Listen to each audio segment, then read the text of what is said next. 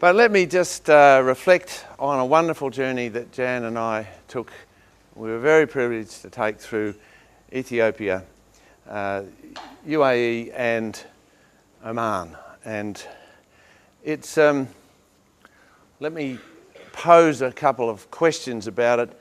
The theories about wealth and poverty and sustainability. There are people who say that wealth is fundamentally the problem with unsustainability because it is linked to consumption and we're consuming the earth. We're taking too many resources and water and materials, and it's consumption that undermines everything. And that is linked to wealth. So there's all kinds of stories about voluntary poverty and so on, but essentially the models that the economists use, they do link wealth and consumption of resources, and they project that on into the future, and they generally tend to show exponentially increasing curves that eat up the earth. And so there's this real problem that economists and environmentalists still have, that they can't see a future where wealth continues to increase and consume the earth. Then poverty is also seen to cause unsustainability because people are so poor they have to have lots of kids and they just consume the local earth, whether it's through land degradation or extracting too much water, or loss of biodiversity through land clearing just to be able to feed themselves and so on. And that story is told frequently as well. Now that's pretty dismal stuff, but that's the way a number of people think. The idea of culture and sustainability is that really we are globalising and McDonald's is taking over everything, and essentially we're all becoming like a US culture, and the US of course are the great consumers, and traditional values of frugality and local culture get destroyed. So sustainability is threatened by this globalising culture. And secondly, that it wouldn't matter anyway, because economics really runs things, and culture is such a derivative thing, it doesn't matter. It's not likely to be able to intervene to help change the world and create more sustainable future. So really that's why the models, and I'm involved in a lot of this modelling through the IPCC, their futures are really based on assuming culture doesn't intervene in the process. And only technology can save us. So that, again, is pretty dismal. But I didn't have a dismal trip. It was amazing. And the UAE is part of the new wealthy, the United Arab Emirates. There are, it's the 14th wealthiest country in the world, and they produce a lot of greenhouse gases per capita. They are number 5 in the world for that. There's only 8.9 million people there. Dubai's got 1.3 million. It's not a democracy, kingdom, a series of sultanates. It's Islamic. It was a British colony for most of that area between 1892 to 96 to 66. Ethiopia, on the other hand, is one of the world's poor. You can see the dramatic difference in per capita income. Just $1,000 a year. It's the 169th wealthiest country in the world out of about 230. 1.1 tonnes of CO2 a year. Colin, how much do we use in a week? A day? Can you work that out? It's about that, I think. Yeah. Anyway, compared to Australia at 25 and the UAE at 36, it's very small. But there's 87 million people in Ethiopia. It's a huge place. It is the 14th biggest country in the world. You don't tend to think of it as being a big place, but 85% rural. It's a democracy, hasn't always been, but it has been for some time, and it's a very functional democracy. It has very long Christian history, and in fact they trace their history back to King Solomon, and JP's arrived back. Well done. And they are very strong about the fact that they've never been colonised, occasionally occupied, but never been colonised. So their culture is long, deep, and very, very evidently powerful in their history. Oman, not as wealthy as many of the Dubai type places, because they didn't have as much oil, but still up there. 12.9 is medium range in the greenhouse gases, 3.8 million total. Muscat's only 750,000, the capital. It's a kingdom, clearly a benevolent dictator. It's clearly Islamic, and it has also never been colonised. They trace their history back a long way.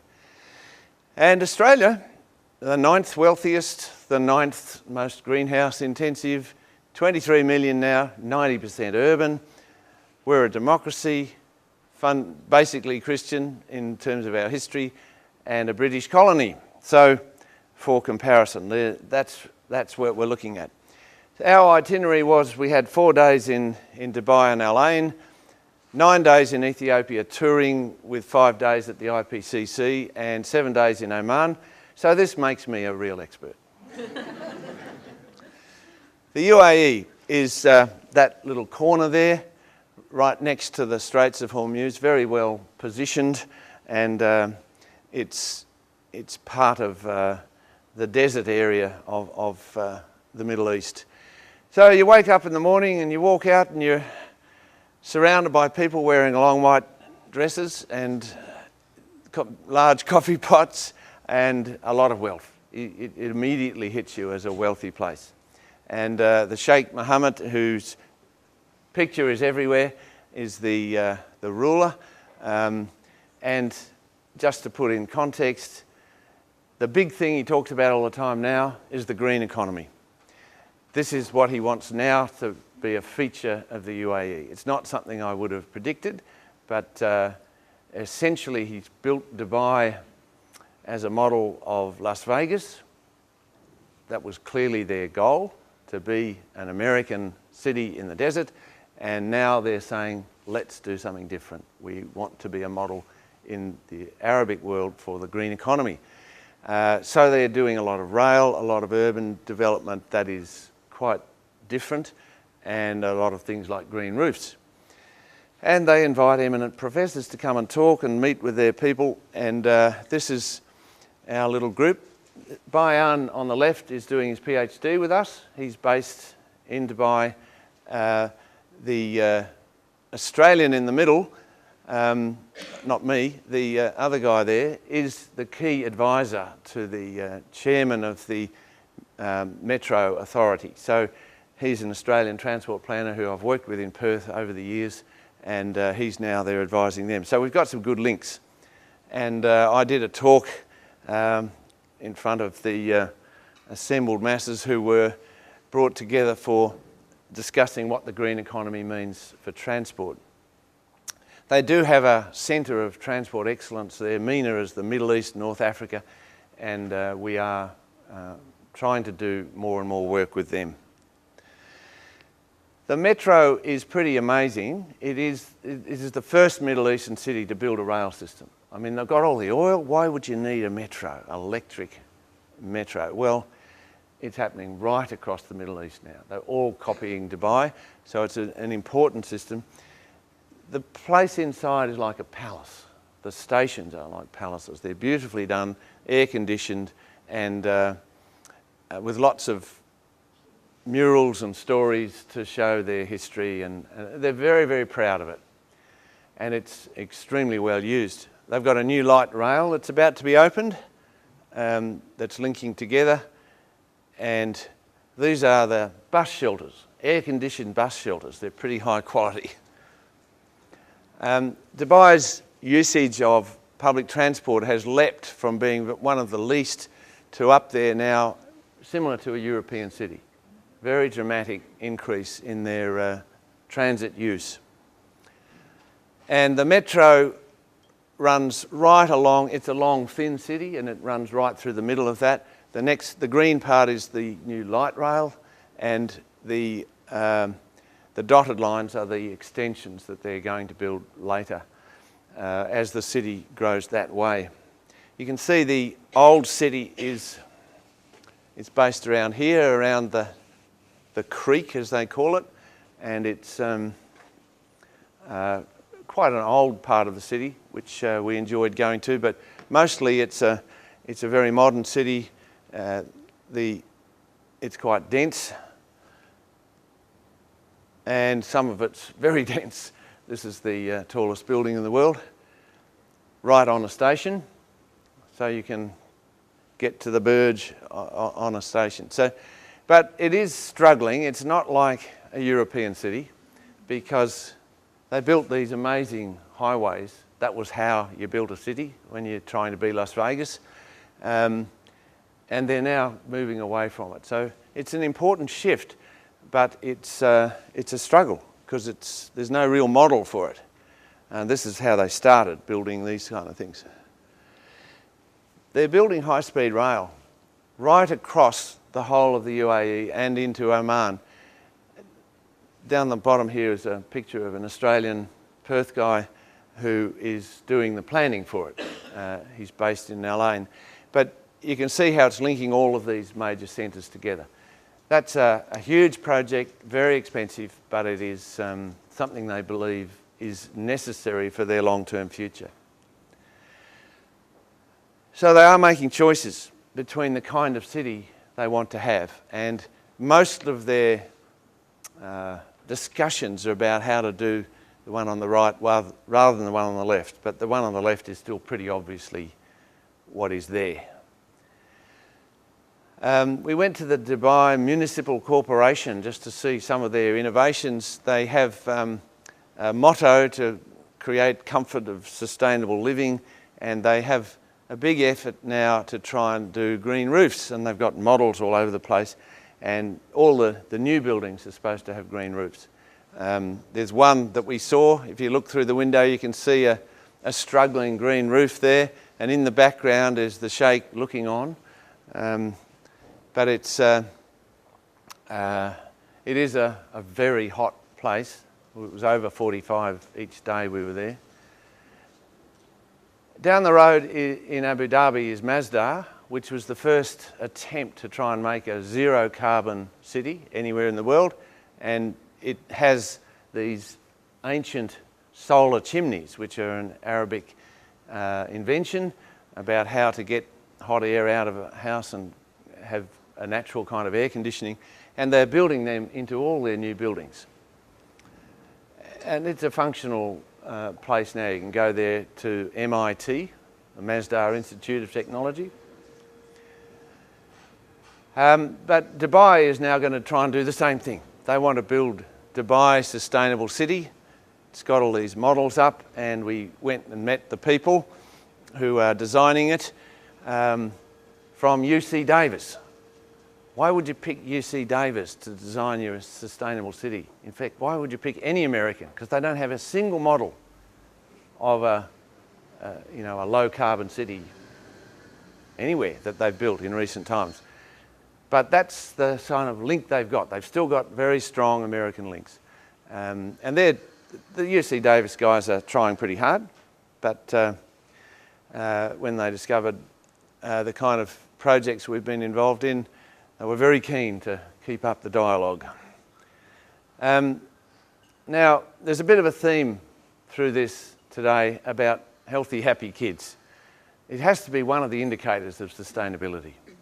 And this is Bayan and his family, just so you can see his healthy, happy family, who may come here to finish the PhD or not. We're not sure, because all of the data and all of the material he needs to get are still there.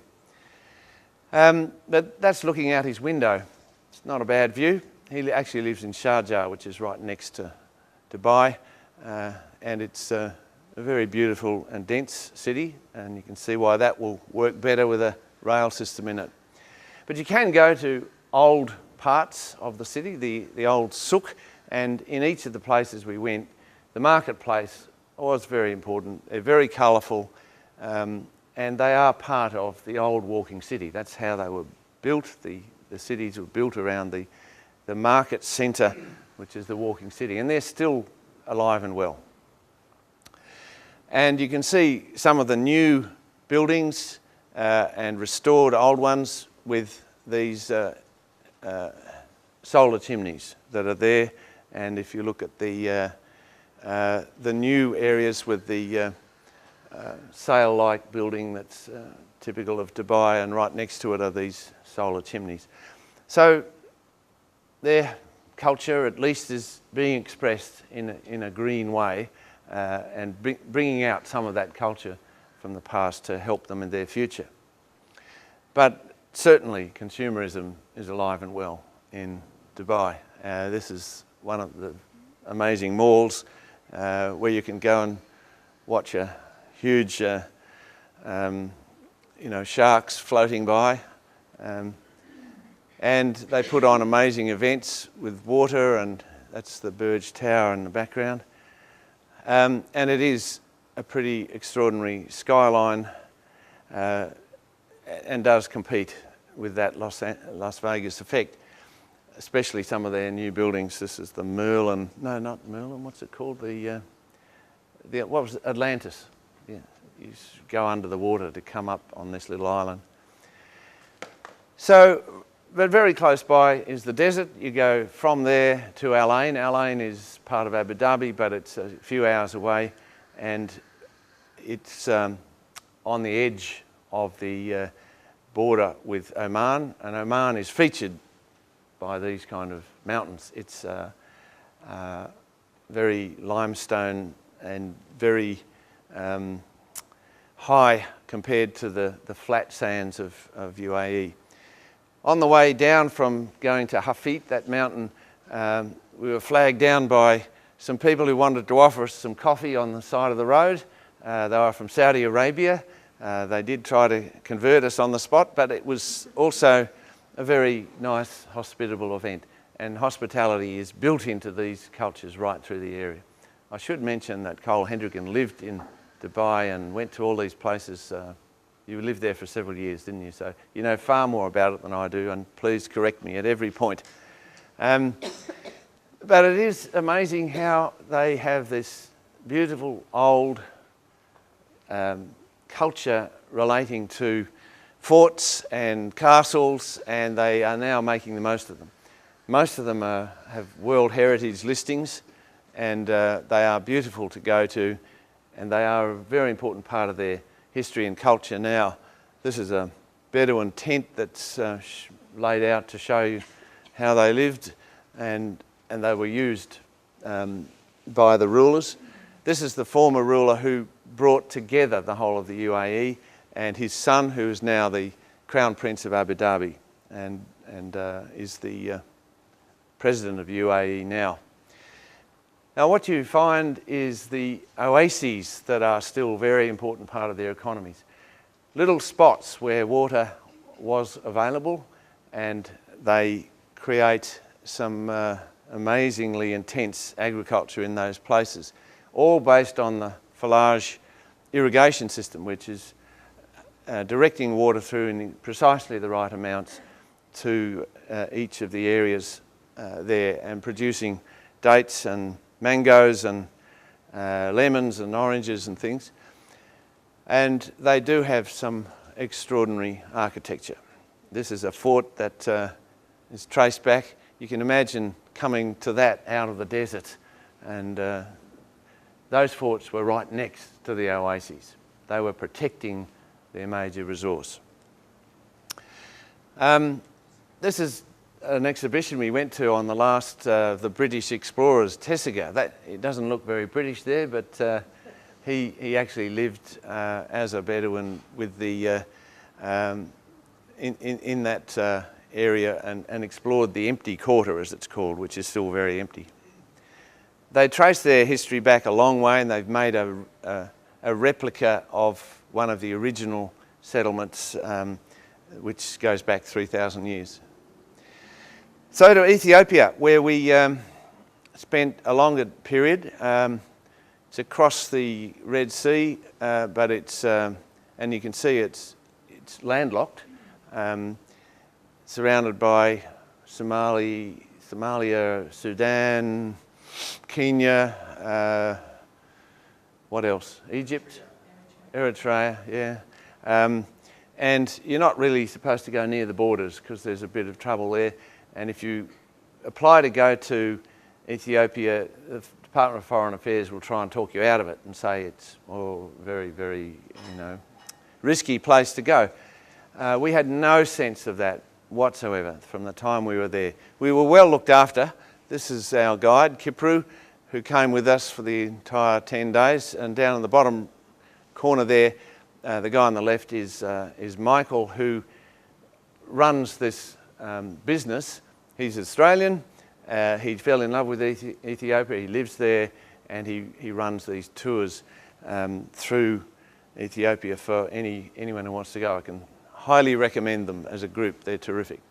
Now, the history of Ethiopia is, like many places in the Middle East, has had a lot of violence, a lot of very militant type kings and emperors. Haile Selassie, of course, is the most well known for most of the 20th century. And he was replaced by a revolution that was a bottom-up process. We knew students who were helping plot that in the early 70s. And then when they overthrew Haile Selassie, a communist regime took over, and Mengistu, the leader, was a real Pol Pot and just got rid of any opponents, and it was a pretty terrible time. And when drought began, they were not able to cope at all, and 1.5 million people died in that time. So we get this impression that Ethiopia is hungry, that if you went on Ethiopian Airlines, the Lonely Planet guide says you can't expect to get fed. Well, it's like that's the reputation. It's struggling. But in fact, their history has been full of these processes of reclaiming their country. This was when they threw out the Italians after the war. And you can see little traces of this civil war. There's a tank there in the garden. But mostly it's a completely different impression you get. Very happy, healthy kids.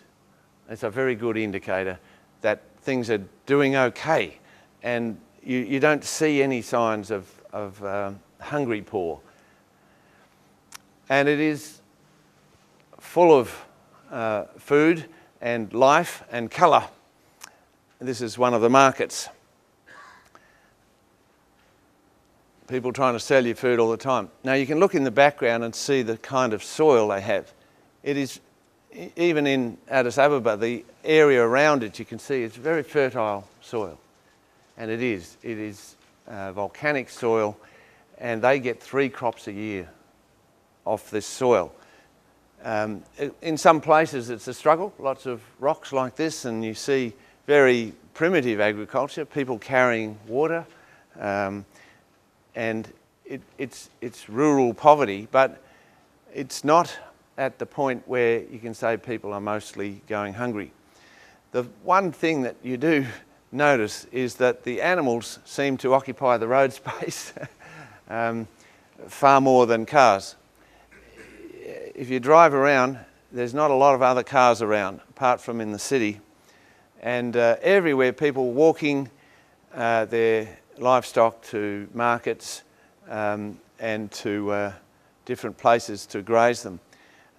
This is one of the local trees, and you can see the quality of the soil. It's a lot better than ours.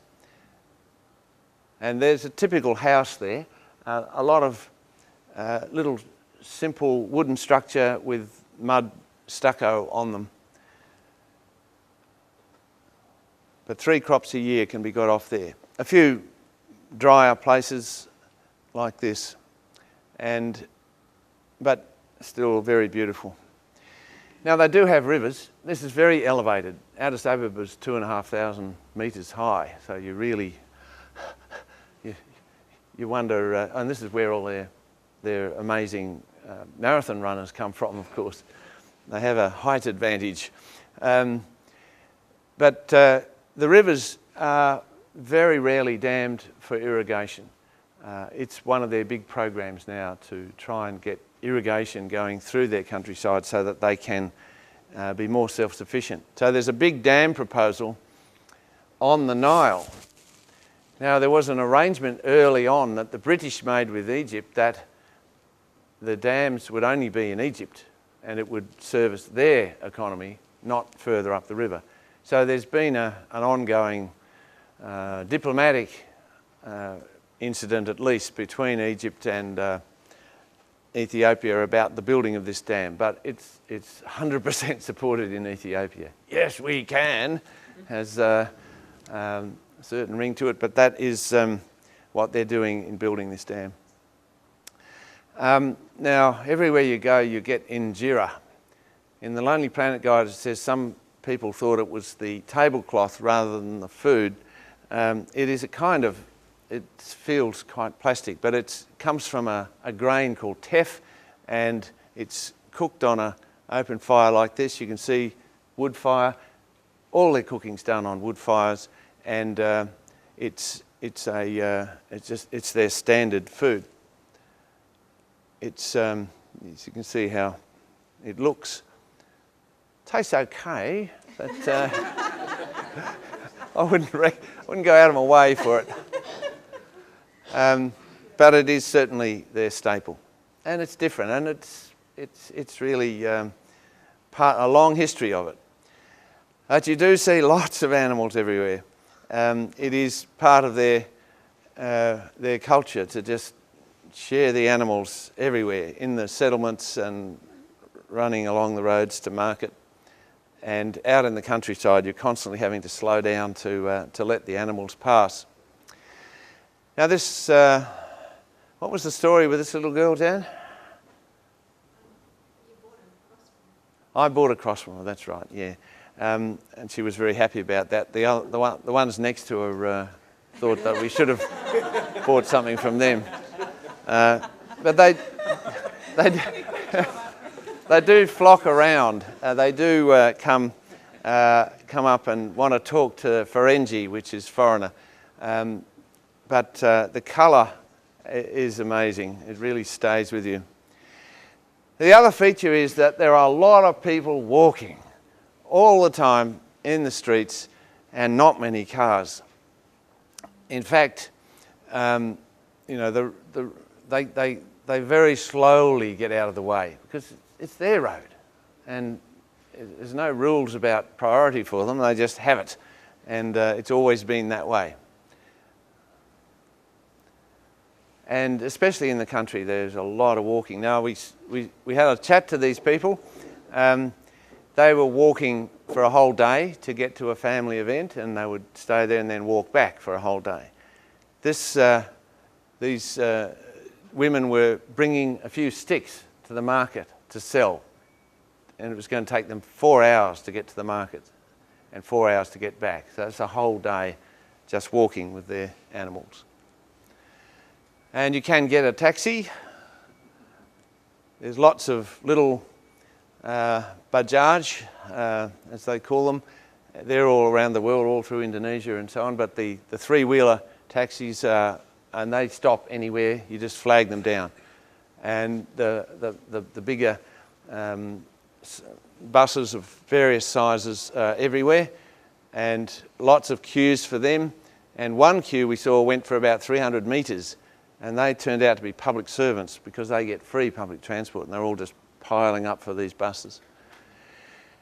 But everywhere is colour. Everywhere it's just full of life, and eucalyptus. Now they introduced eucalyptus between the wars. It was a way to enable the cities to have a fuel.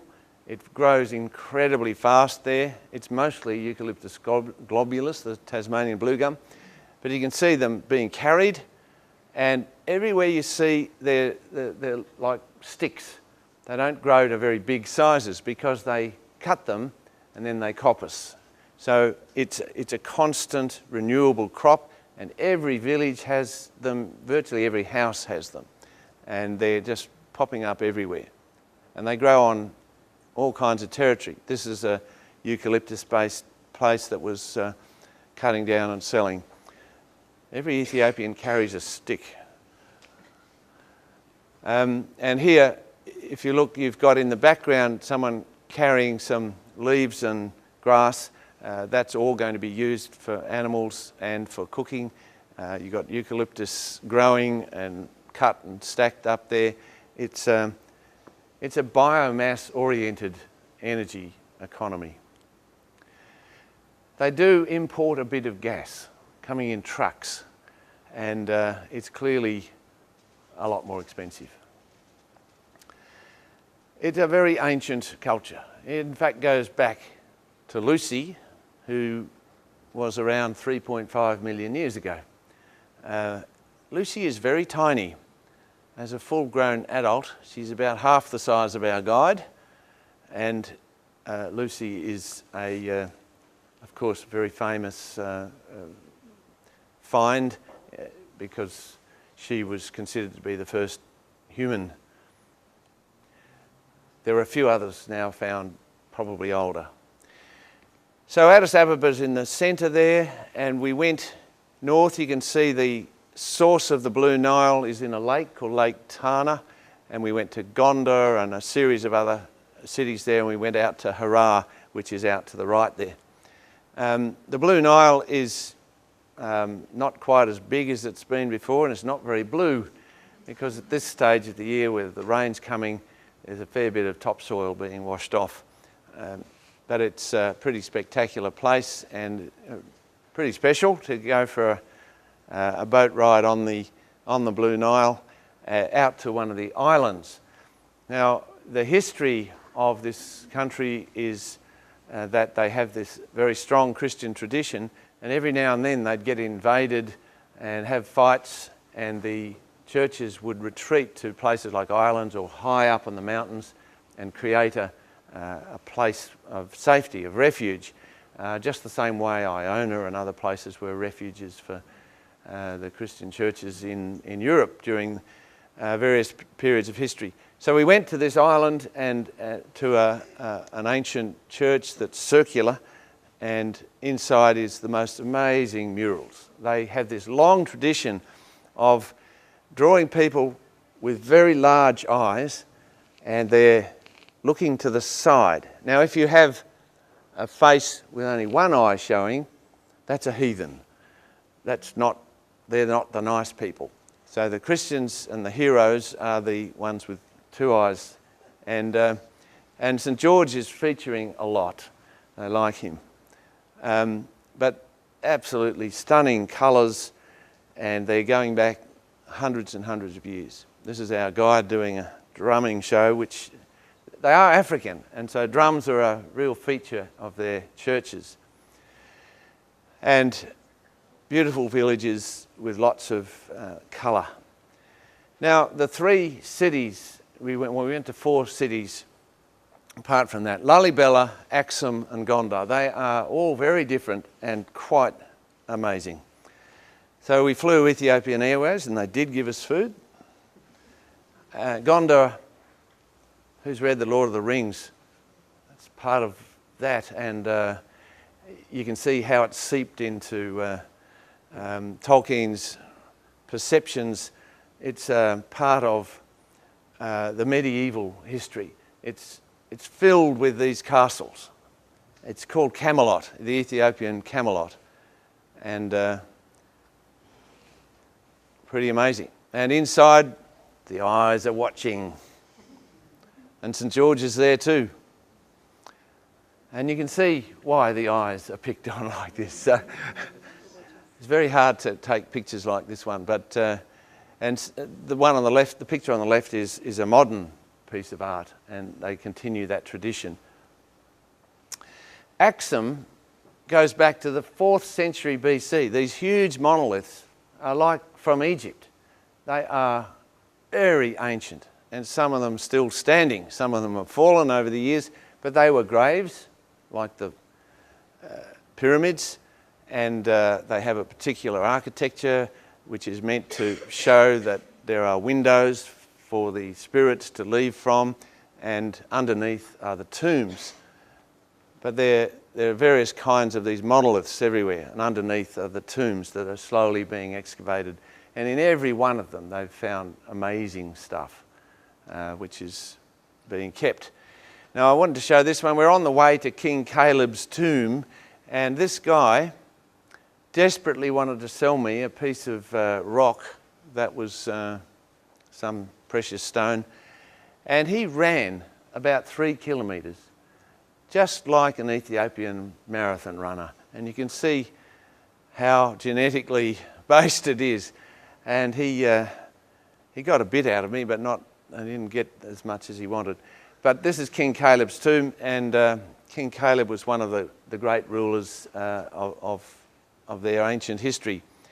And just down the road, a couple of farmers dug up this amazing piece of stone with hieroglyphs all over it, going back way before prehistory time. And it's unfortunately, they had to give up their field without any compensation. So that's why they say you have to be careful, and they're not finding as many now as they used to.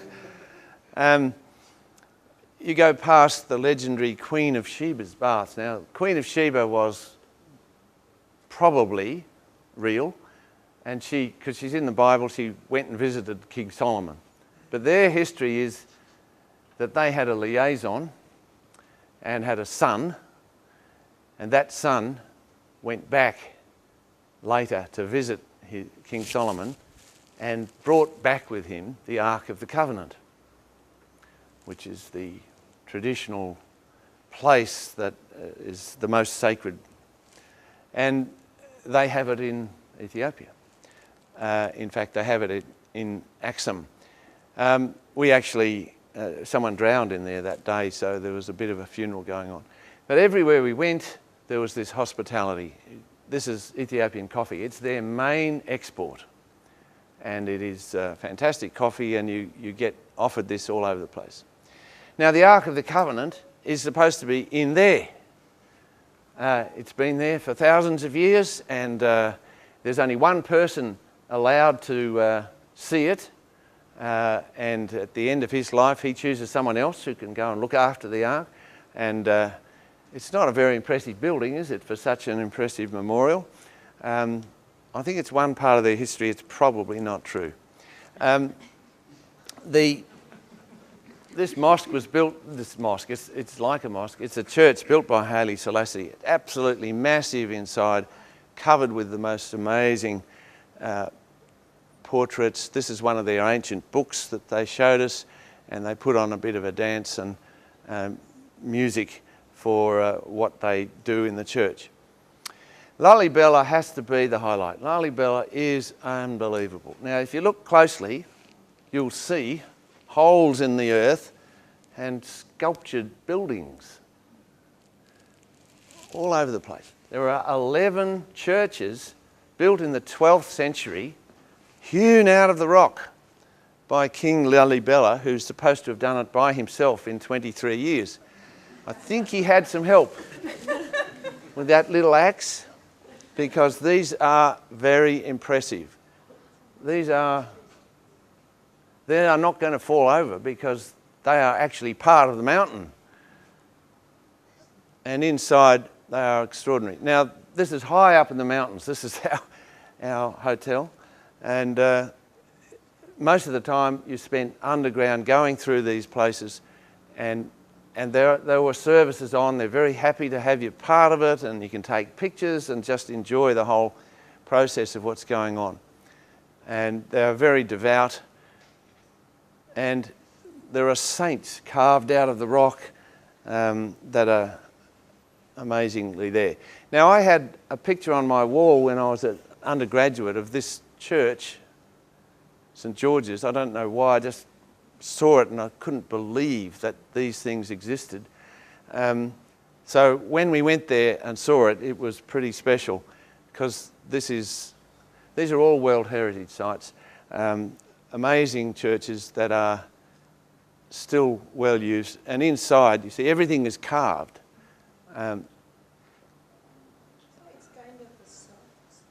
It's not that soft, actually. This is why it's not crumbling.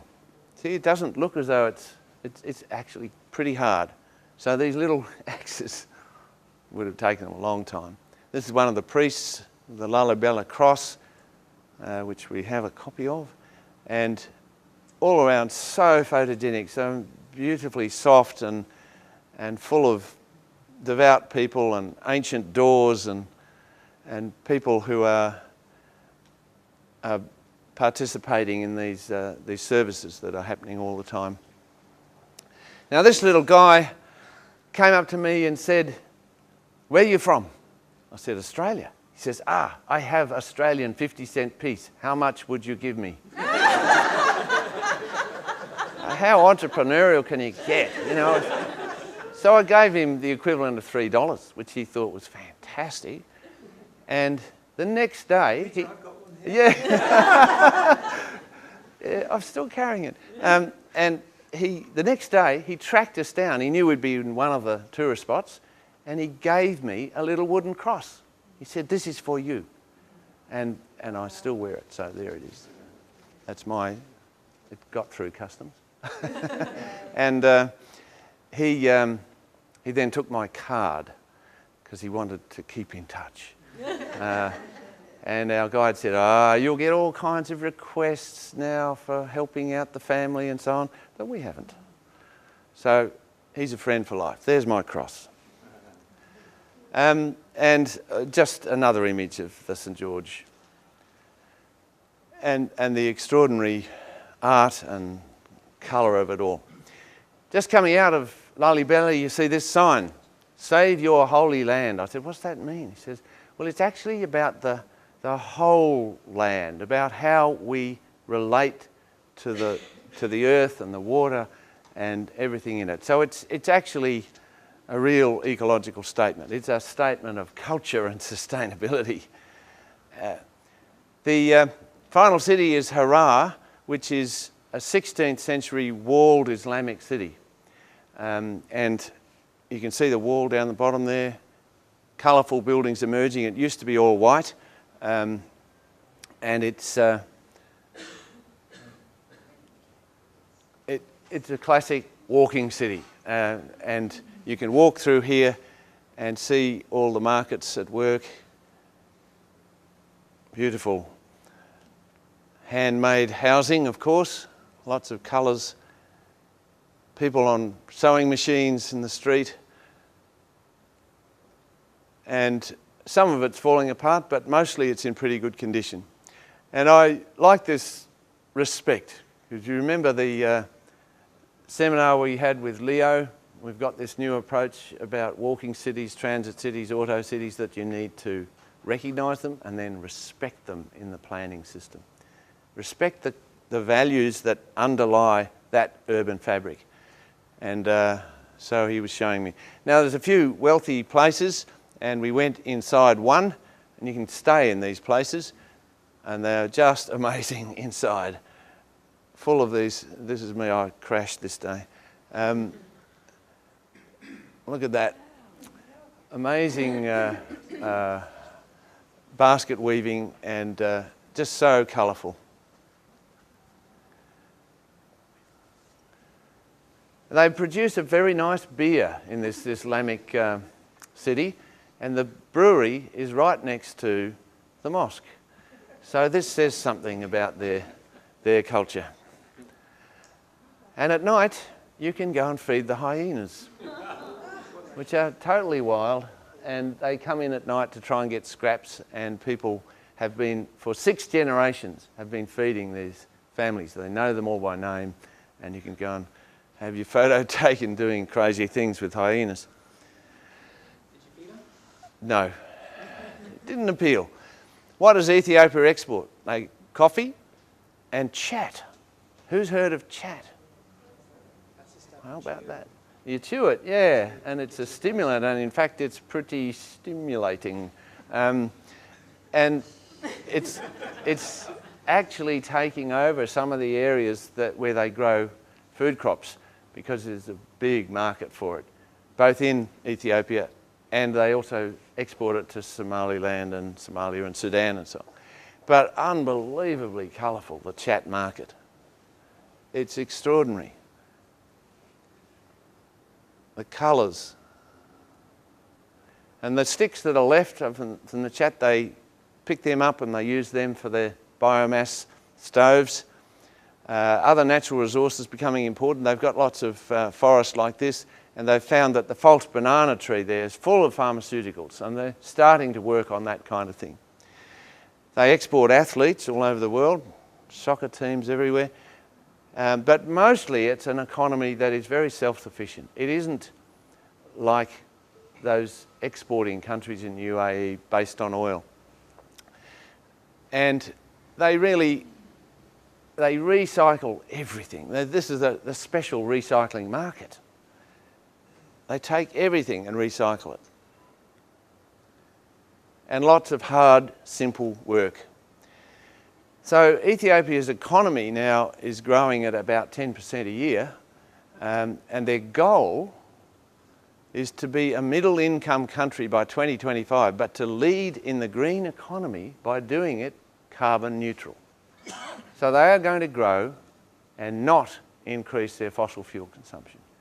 How are they going to do that? They have a very detailed strategy. You can get this on the web, very detailed, much more of a roadmap than most countries. It's come from Meles, who was their Prime Minister, and he represented Africa in the Kyoto talks. He was very strong on conservation-based, people-led, people-centred development. That's called sustainable development now. But there are 4 pillars about crop and livestock production while reducing emissions, protecting and re-establishing forests, expanding electricity generation from renewable sources, a lot of hydro, and leapfrogging to modern and energy-efficient technologies in transport, industrial sectors and buildings. Now they see themselves as a model for Africa in the same way that Dubai was trying to say they want to be a model for the Middle East. So they've got these detailed approaches, modelling, which shows how they will cut back on their fossil fuels and what it will cost. Some of them are very cost effective, and how they will get finance. Most of it will come from the carbon trading world. They will be actually using the world's climate change markets to finance their development. Now that's the green economy. So it is globalising, everywhere mobile phones, everywhere urbanising, but mostly I think it's a place of colour and hope. And you get this sense of an abundant life that's happening. And I just want to finish with a few of those pictures of that colour and abundance that's there despite their poverty, and how they basically are so welcoming, so warm, and they have a pretty good life.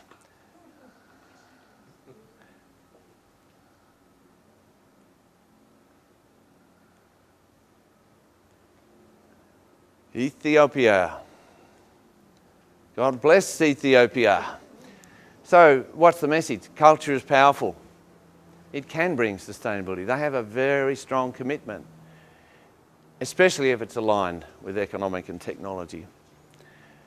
Now, I'm at the IPCC after doing that. How does it affect you? Well, it does give you the sense that culture matters and that the economists aren't the only ones ruling the world. And the reality is we've got to reverse that trend. We've got to turn over and come down the other side. And it's all about reversing those curves that are out of control and turning them around and eventually regenerating. And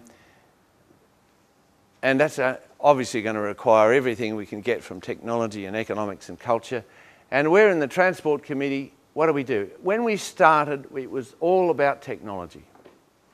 the point we're at now is to say, well, actually car use is starting to go down in the world's cities, and we're starting to see it actually decline, and the Australian cities are showing it, and the culture is driving it, the young and the wealthy in these developed countries, and there is evidence emerging now everywhere of this change that's happening, that car use is on its way down, public transport is going up, and for the first time, the economists are saying, we actually are going to have a decoupling, that we might well travel more, but as a unit of GDP, it's going to be going down. Now that's essentially decoupling, saying it's no longer inherent in the system that if you get wealthier, that you will use more and more fossil fuels.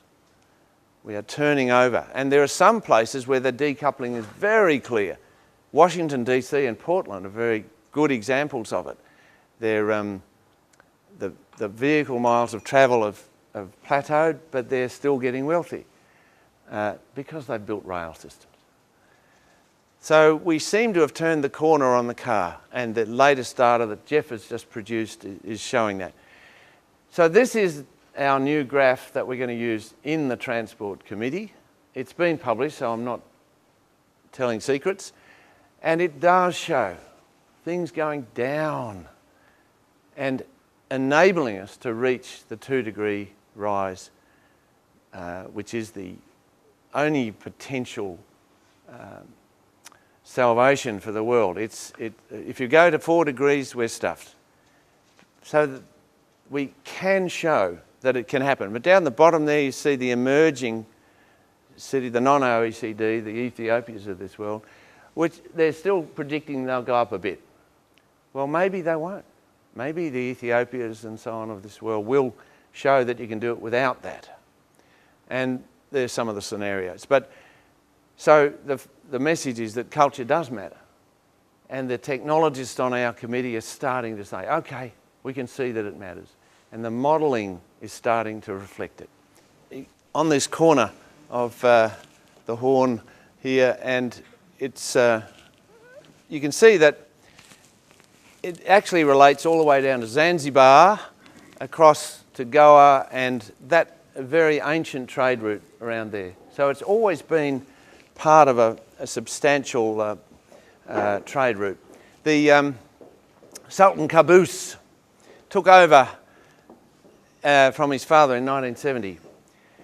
The average life expectancy at that time was in the high 30s, early 40s at the most, and is now over 70. So he's done pretty well. There were 2 primary schools and 11 kilometres of sealed road. It's now a modern cosmopolitan state. This is Muscat, and it's with the Corniche, and it's got, that's the Sultan's little boat there. And it is building on its cultural history as a cosmopolitan port, a very protected little port, and important history. So people walking and amazing architecture. The thing about Oman is that there is nothing that has been built unless it fits with the heritage of their culture, which is pretty hard to do, having been part of heritage here in this city. But the most beautiful expressions, reserved parking for the mosque shows their priority. But this is the souk, and this is the mosque next door. In the souk is of course, wonderful colour and amazing things, but a lot of gold and a lot more wealthier than you'd see in Ethiopia. And lots of people buying. And Annie would like this. This is a young girl type place. You can see people sitting and watching and walking. It's a nice public space, and all around the cars and the buses stuck in the traffic, and even people sitting on the fire extinguisher there. Lots of walking at night when it's a bit cooler. This is a picture of the crescent moon. We had an Islamic moon on, but it was actually settling over the souk rather than the mosque. probably symbolic. What about the green economy? What are they doing? Well, it turns out that they're doing all kinds of things. Going green with the Queen of Green, you can get that on the web. They have the goal to transform Oman into an ultra-modern, sustainable city. And the Green Building Centre says, "We established his power on earth." There's a quote from the Quran, and they say, "In Oman we have the genetic code of green buildings and sustainable development in our blood. We can see by visiting the old villages and castles around the country," which is what we did. And it certainly is in their genes. Well, where we went was from Muscat around to Sur, and there's a turtle embassy there. We went back through Nizwa and around this way and through the desert at one point. So this is Sur with its beachside resort for goats. A lot of beautiful architecture like this that's everywhere. The dhow boats, boat building is going on there still. To Ras El Jins, the turtle embassy as we called it, these are all the places you can get turtles, which Cole will know all about, but that's just here. And all around there is the green turtles coming on. And this particular site has 30,000 of them visiting in a year. And they were starting to decline, so they've instituted very strong controls over it. You're not allowed to take photographs because it affects their eyes, and it's very, very carefully managed. Quite an impressive place, and it's an ancient area as well with a lot of history. So then up to the mountains, very high mountains, and you can see it's like Grand Canyon stuff. It was a nice way to finish. The conclusion, neither wealth nor poverty cause unsustainability. Both do happen, obviously. GDP can be decoupled from greenhouse gas at high and low levels of wealth. Every culture and economy have to look for ways to do this, and we were fortunate to see a few of them giving it a fair shake. Thanks very much.